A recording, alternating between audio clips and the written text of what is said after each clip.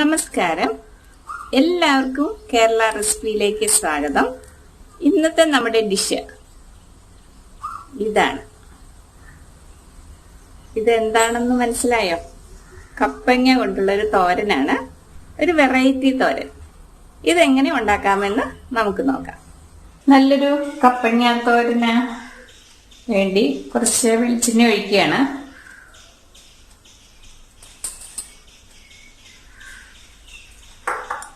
ഇതൊന്ന് ചൂടായി വരുമ്പോൾ നമുക്ക് കടുകിട്ട് കൊടുക്കാം. എണ്ണ ചൂടായിട്ടുണ്ട്, അതിലേക്ക് കുറച്ച് കടുകിട്ട് കൊടുക്കാം. അതൊന്ന് പൊട്ടട്ടെ.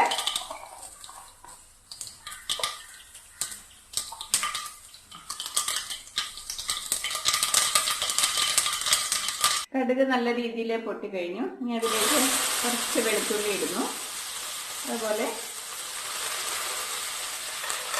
കറിവേപ്പില ആവശ്യത്തിനിടുന്നു.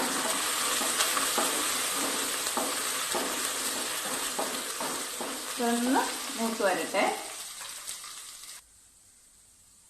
ഇത് മൂത്ത് വന്നിട്ടുണ്ട്. ഇനി ഇതിലേക്ക് ഇതുപോലെ അരിഞ്ഞു വെച്ച കപ്പങ്ങ ഇടുവാണ്.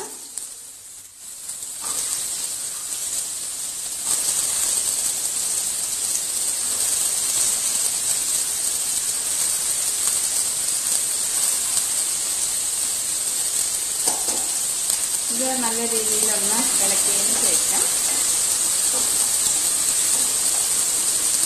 തീ കുറച്ച് വെച്ച് നമുക്ക് മൂടി വയ്ക്കാം ഒരു 10 മിനിറ്റ്. കപ്പങ്ങയൊക്കെ ഒരുപാട് തീർത്തും താനും കുറച്ചുമല്ല, അന്ന് ഒരുപാട് കട്ടിയില്ലാത്ത രീതിയിലാണ് അരിഞ്ഞ് വെച്ചിരിക്കുന്നത്. നമ്മൾ ഒട്ടും തന്നെ വെള്ളം ഒഴിക്കുന്നില്ല. എണ്ണയിൽ നല്ല രീതിയിൽ ഇതൊന്ന് ഇളക്കി യോജിപ്പിച്ചതിന് ശേഷം നമ്മൾ തീ കുറച്ചിട്ടിട്ട് മൂടി വയ്ക്കുകയാണ്. തീ കുറച്ചിട്ടു അതിന് ശേഷം ഇതുപോലെ മൂടി വയ്ക്കുകയാണ്.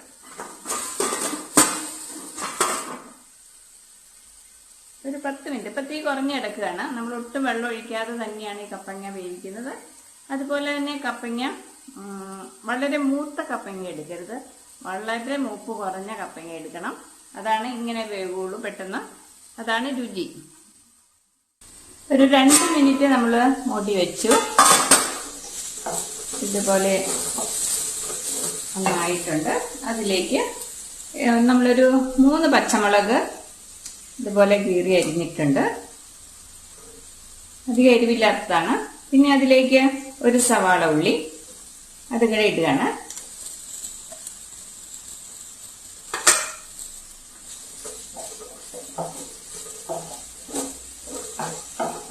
ഇതും ഇതിന്റെ കൂടെ കിടന്ന് വേകട്ടെ. ഇനി ഇതുപോലെ തന്നെ ഒന്ന് മൂടി വയ്ക്കാം.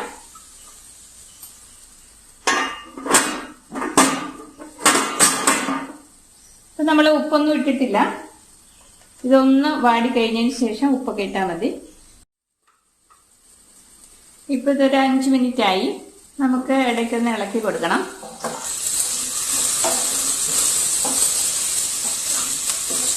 തീ വളരെ കുറച്ചാണ് ഇട്ടിരിക്കുന്നത്.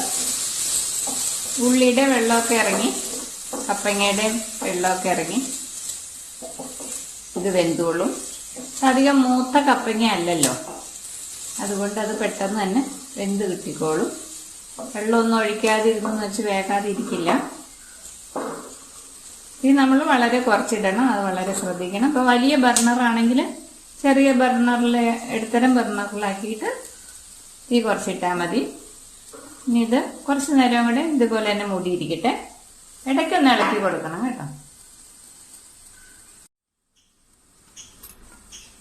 ഇത് നമ്മൾ മൂടി വെച്ചിട്ട് ഇപ്പം 10 മിനിറ്റോളായി. ഇപ്പോൾ നമ്മുടെ കഷ്ണങ്ങളൊക്കെ വെന്തിട്ടുണ്ട്. ഇതങ്ങോട്ട് കലങ്ങി പോകുന്നില്ല, ഉടഞ്ഞു പോകുന്നില്ല. ഇത് നല്ല രീതിയിൽ വെന്തിട്ടുണ്ട്. എന്താ ഒരുപാട് അങ്ങോട്ട് മാഷാവണ വരെ ഒന്നും വേകണ്ട. ഇത് നമുക്ക് ഇതുപോലെ ഒന്നൊന്നി ഒട്ടാതെ കുഴഞ്ഞു പോകാത്ത രീതിയിൽ തന്നെയാണ് വെന്ത് കിട്ടേണ്ടത്.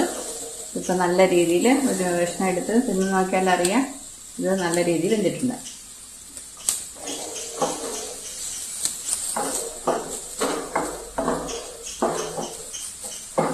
ഇനി ഇതിലേക്ക് നമുക്ക് കുറച്ച് മഞ്ഞൾ ഇട്ട് കൊടുക്കണം.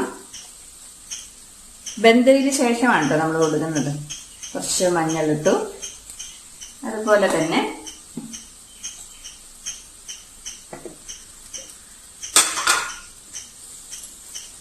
കുറച്ച് മസാല പൊടി ഇടുവാണ്. മസാലയല്ല, ചിക്കൻ മസാല. കുറച്ച് ചിക്കൻ മസാല പൊടി ഇടുകയാണ്.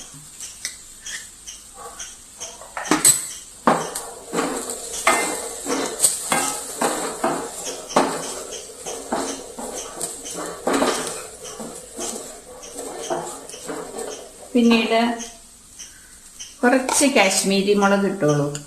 നല്ലൊരു കളർ കിട്ടാനായിട്ടാണ്, എരിവിനല്ല. കുറച്ചിട്ടാൽ മതി. ഈ ചിക്കൻ മസാലയിലുള്ള എരിവുണ്ടല്ലോ. പിന്നീട് ഇത് ഒരു കളറിന് വേണ്ടി.